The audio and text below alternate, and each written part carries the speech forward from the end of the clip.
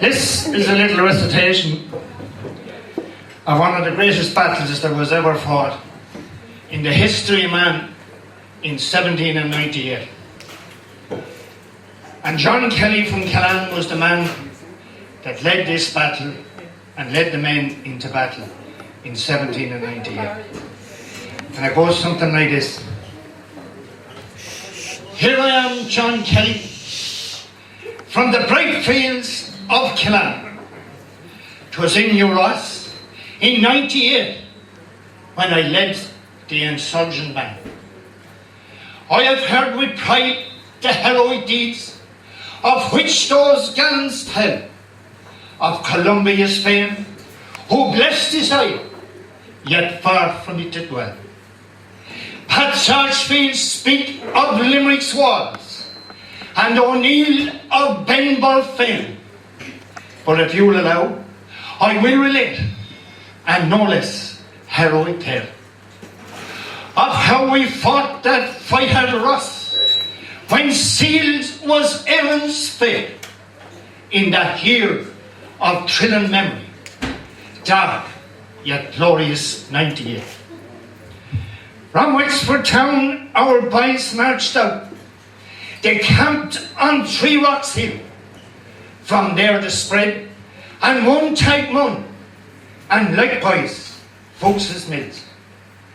No braver hearts were in those men's breasts, they never yet did turn, than the men who camped the 4th of June on the rock of Carringburn. The clarion sound in the morning's dawn, upon our slumbers broke, and the green flag proudly floated high above the forest door. And down it sloped a lighted limb, in every hand was seen a 10-foot pike and gleaming sight, and pitchfork pointed keen. So on we spread with violent tread, o'er rock and flowering rill, and ne'er cried halt until we reached the base on Lacken Hill. There from every side came trooping on that summer's night, old men whose heads were holy, and youths in wild delight. Scarce had the first rays of the dawn outburst the cloudless sky, when 6,000 hands had clutched their pikes to carry Ross or die.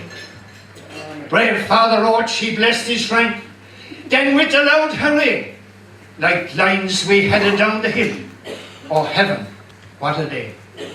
To Ross MacDroon in battle wars, the chain slot on us fell, and our ranks were moanly corn, with bum and bursting shell.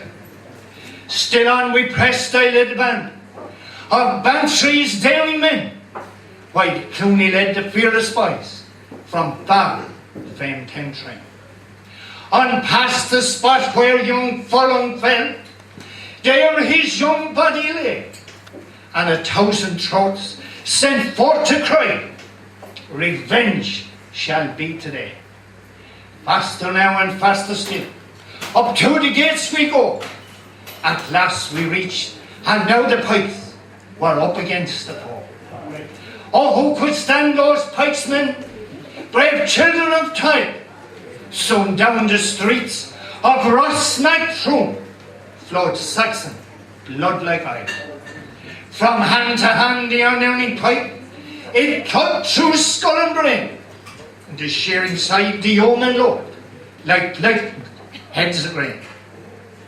The sun had reached its merry from start it watched the fight, and saw the vaulting fed courts fly in terror and affright.